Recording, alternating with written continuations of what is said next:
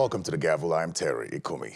Now, some committees of the House of Representatives continue to sit despite Parliament being on recess. The House Ad Hoc Committee, which is investigating the fuel subsidy regime, finally got to sit with the Minister of Finance, who had failed on a previous invitation. And at that meeting, the minister disclosed that 1.774 trillion naira was being paid as subsidy annually, and went further to state that 18.3 billion naira is projected as daily subsidy payment in 2023. Here's a detailed report of that interaction. On Tuesday, the House of Representatives Ad Hoc Committee on Fuel Subsidy summoned a private company, Sahara Energy, for failing to appear before the committee. Chairman of the committee, Ibrahim Aliyu, described the action as a deliberate attempt to sabotage the investigation into the money spent on fuel subsidy since 2013. The previous week, the committee had met with Sahara Energy representatives who were directed to appear this week with relevant documents. We regard this as a total disregard to the constitutional provisions and the Constitution of the Federal Republic of Nigeria, and a deliberate attempt to subvert the work of this honorable committee by the Sahara Energy, because we could not receive any communication from them informing this honorable committee of their non-appearance today. So in line with this and the express mandates given to this honorable committee by the provision of section 88 and 89 of the Constitution of Nigeria as amended, this committee hereby summon Sahara Energy to appear before this honorable committee on the 7th of September 2022 unfailingly. In the same vein, I want to inform the honorable members that the EFCC shall be appearing tomorrow, Wednesday. And on Thursday, this committee will be receiving Hired Energy, Nigerian Security and Civil Defense Corps, and the Ministry of Finance. Thank you so very much, Honorable Sergeant Ogun. Meanwhile, on Thursday, the committee met with the Federal Inland Revenue Service over tax generated from fuel subsidy payments. The FIRS began by stating that it is only responsible for revenue generation via tax collection and not expenditure. The service statutory function remained that of assessment, collection, accounting, and enforcement of payment of taxes that are due to the government of the Federation and any of its agencies that the law permits us to administer. All taxes collected by the Federal Revenue Service are usually shared among the three tiers of government in line with the Constitution of Nigeria. And lastly, but not the least, is the fact that FRA do not have the record of what these funds are used for by the three tiers of government, both the federal and the subnational government. The service also do not have the powers to ask for such record, that is the utilization of the funds that have been shared by the government, both the federal and the subnational.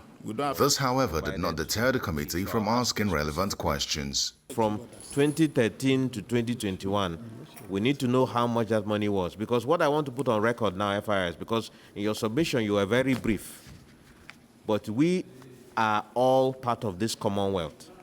We need to know. The Constitution provides that monies were remitted into the Federation account before any expenditure is made. But you are telling us that without even bringing the money to you first, NNPC is spending the money. And we need to know that approval, we need to know the reconciliation between you and them on that value of that amount that was expended. Did you approve? Was it the president who approved that NNPC should expend that money?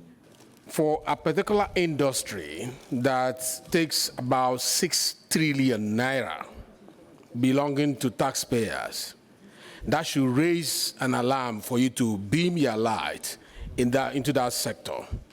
Granted that self-assessment is there.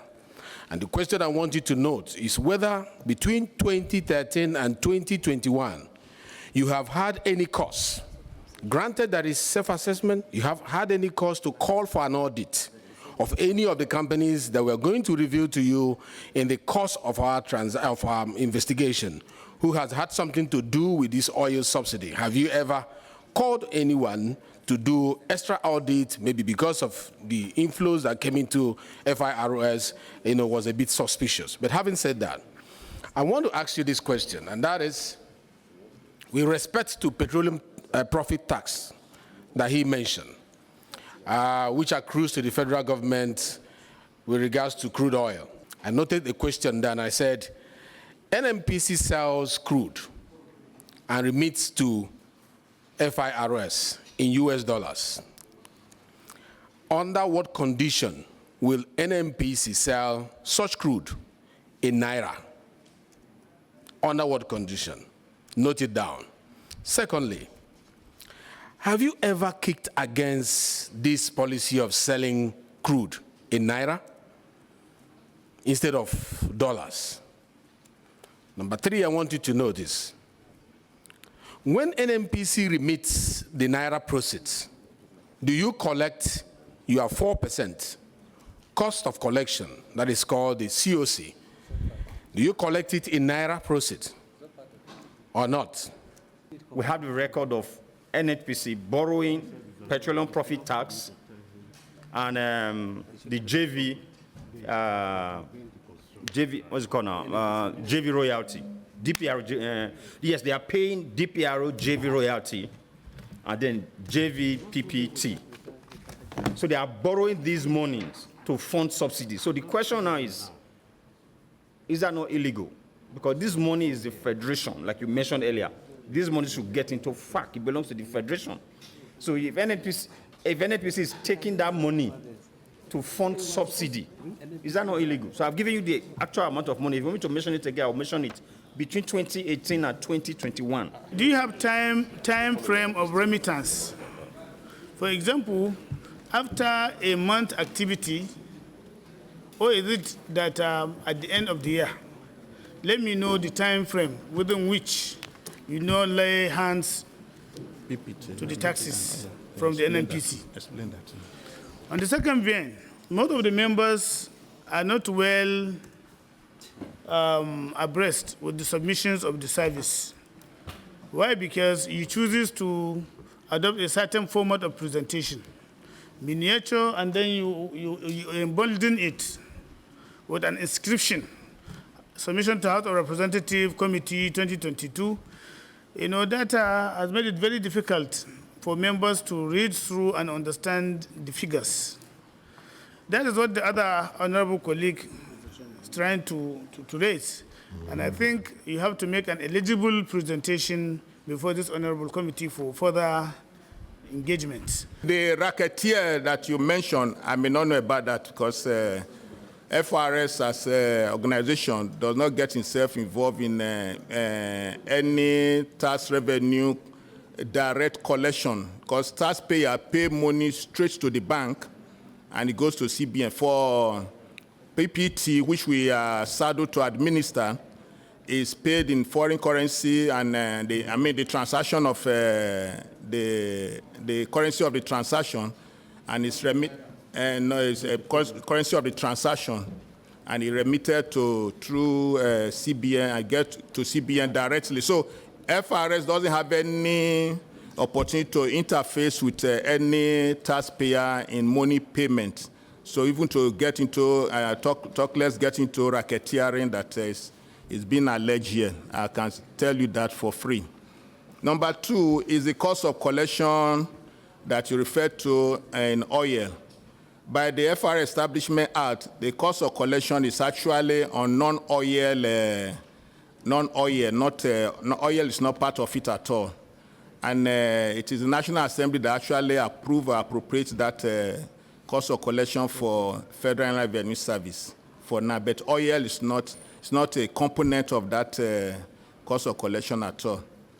Then crude oil that NNPC sell, I'm not sure NNPC sell crude oil and remit to FRS at all. If they sell, it should be remitted to the federal government, not to FRS at all. But what FRS collects is the tax oil that is due from that operation, whether JVC or whatever, the tax oil element or the PPT that is due from that operation. As for the figure, I may not be able to confirm the figure to you now, off head as I'm seated here. But what I'm telling you is that what concerns FRS is the road infrastructure credit scheme. That's what we know. Madam Minister, you're welcome. As the meeting progressed, the Minister of Finance, who had failed to honor a previous invitation, arrived. Okay. Thank you very much, Honorable Tijani. She began by apologizing. Apologizing for responding to your invitations late. This is not intended to slight the committee, but I really have been having a lot of very pressing challenges that we were addressing in the ministry. She then gave details of how much has been spent on subsidy over the period of the committee's investigation and the source of the funding. The total sum of 6.210 trillion, that is the 4.4 trillion plus the 1.774 trillion, was expended on PMS under recovery by NMPC as well as payment of subsidy to independent oil marketers from 2013 to 2021. Payments that have been made to independent oil marketers for subsidy were directly from the domestic excess crude account through the redemption of sovereign debt instruments. It is also important to note that there were instances where funds were transferred from the Consolidated Revenue Fund to the domestic excess crude account for subsidy payments, 413.363 billion, which was provided through short-term funding by the Central Bank of Nigeria. The details of Mr. President's approval for this funding is also attached to this report as Annex 8. With respect to the transfer of funds by NMPC and its affiliates to the Treasury Single Account, the Ministry had obtained evidence as enclosed in Annex 9. The Ministry also is not in a position to provide statement of account of NMPC and its affiliates, as this could be, we feel that the committee should ask for this directly from the NMPC. We don't have access to their bank statements. The Finance Minister also gave the 2023 projected daily petrol consumption and its cost. The average daily truck out will be 64.96 million liters per day. That's about 65 million liters per day, using an average exchange rate and open market rate of 448 naira and 20 kobo, and then a regulator pump price of 165 naira per liter. The total amount of subsidy per day is 18.397 billion naira per day. I wonder how the Honorable Minister, through the ministry, can accept this kind of figure. Because it's difficult. You see, Nigerians are seeing, all of us here, not only you on the other side, we in the parliament, as if maybe we are coming into agreement to change the country, to change Nigeria.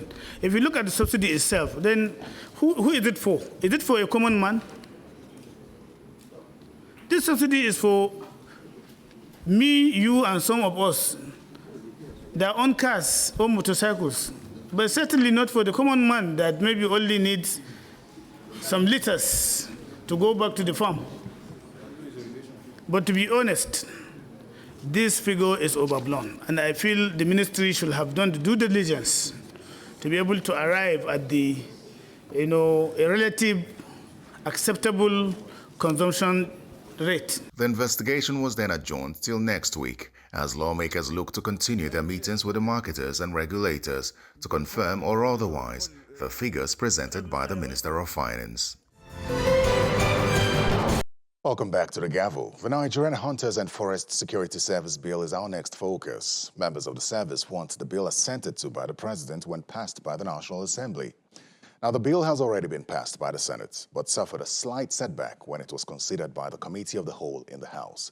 Lawmakers were concerned that there would be conflict with the responsibilities of forest rangers. As security agencies continue the war against terrorists and bandits, the Commander General of the Nigerian Hunters and Forest Security Service is calling on President Buhari to assent to the enabling law which will give legal backing for the establishment of a council for hunters across the country. The Senate had passed a bill to establish the Nigerian Hunters and Forest Security Service before commencing on its annual recess.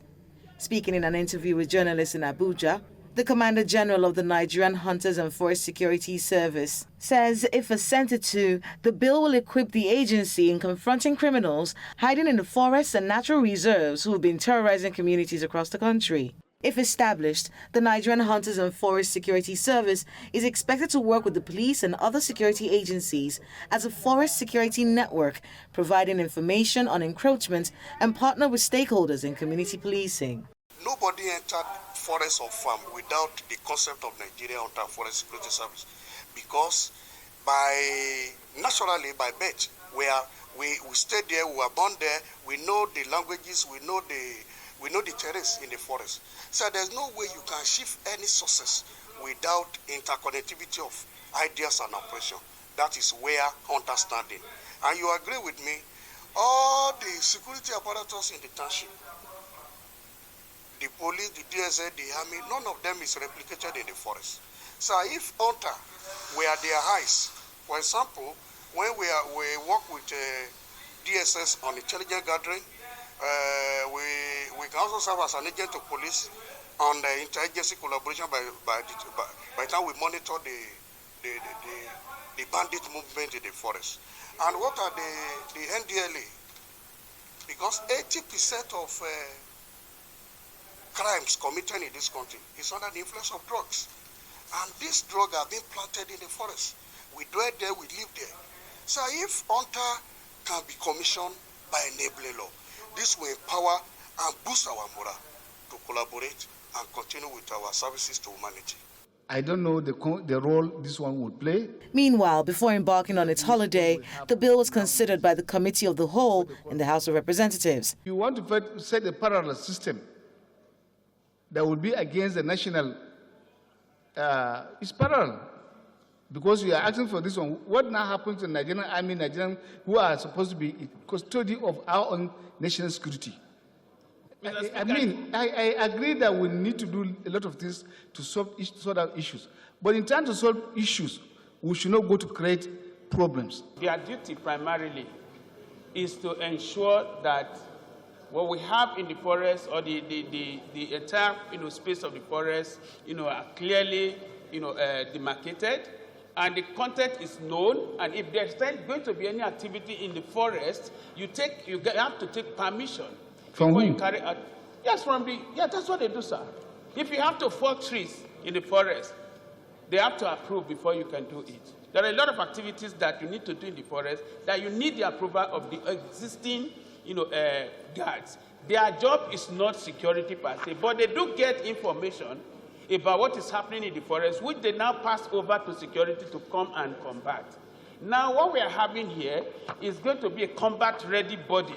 There are specific some areas we want to point out, like recruitment and management and commander general and all whatnot. But what is desirable to stop the forest crime? 80% of the criminality we have now happens in the forest. Therefore, I think that we should give it a consideration and look at how we can.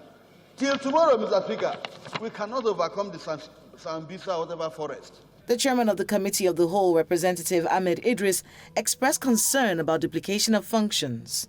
I don't know the role this one would play vis-a-vis what we have now in existence, what they call forest rangers, something like that. Clauses 1 to 6, 9 to 15, 17 to 19, 21 and 22 were voted on and approved, while 7 and 8 were deferred for further legislative action. Also, clauses 16 and 20 were expunged. Our final report looks at the investigative hearing of the House Committee on Finance on the proposed sale of 5 power plants by the Bureau of Public Enterprises.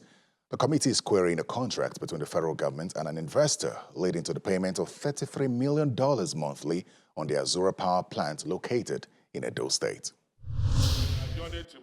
The House of Representatives Committee on Finance commences investigation into power agreements between the federal government and investors.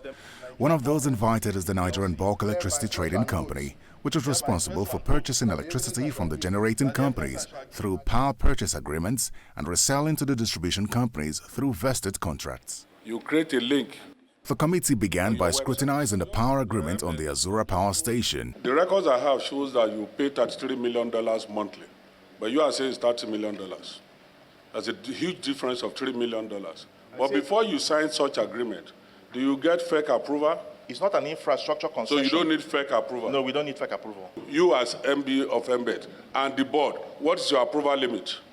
Up till about, was it last year, was 2.5 million for MDs. 2.5 million naira? Yes, sir. Naira, not dollars? 2.5 million naira. Okay. The committee became startled by the amount of money which the country is expected to pay monthly for power generated, whether evacuated from the Azura Power Station or not. How you are committing Nigeria to pay $33 million a month without being evacuated? I want to know. The committee wants to know. And those officers responsible for such an agreement, without bringing it to the notice of FEC, we also want to know. The agreements, the requirements for signing an agreement indicates that you needed justice approval, advice, Ministry of Justice advice. And in one of your communications to Minister of Justice, the Minister of Justice then said, I do not agree with this. It is not in the interest of Nigeria. And I have the documents. And it got back to you, to your office. You then expunged, you as now the MD, then you are the Counsel General. You then expunge that portion that requires you to take each agreement to the Ministry of Justice. And Attorney General in 2014 raised issues about signing of the guarantee. Okay, but subsequently... No, hold on. Did he advise that it is not in the interest of Nigeria? Yes or no? He expressed things that needed to be addressed. But the point I'm making... Is not that did he advise... Sorry, sir, can I comment? No, sir, answer my questions now. I'm the one answering questions. He raised issues that he said needed to be addressed. No, I said, did he advise that this such agreement is not in the interest of Nigeria? Did he? What I'm privy to. How many years is the agreement, sir? How many years? Azura PPA is for 20 years. Can Nigeria exit such an agreement? Sir, I have already made clear. No, yes or no now? When you are asking an investor to invest $1 million in your country, why would... No, sorry, can I clarify? Why would you exit... There are grounds for termination. There are grounds for termination of an agreement. MBET, where the TCN cannot evacuate the power produced by the GENCOs, I can understand some part of the PPA agreement. There is a clause there which says that the federal government or the MBET will pay for the undelivered capacity. Is it true or not? You will see within the vesting contract the provision that says that where you go to the invoicing provision of the vesting contract, it includes clearly there that the invoice that goes to DISCOs includes take or pay invoice. It is clearly stated in their vesting contract. The lawmakers are requesting for the records of all power evacuated from the Azura Power Station since 2018, when the agreement became effective. Well, that's it on the Gavel this week. Thanks for your time. Goodbye. I'm Terry Ikumi.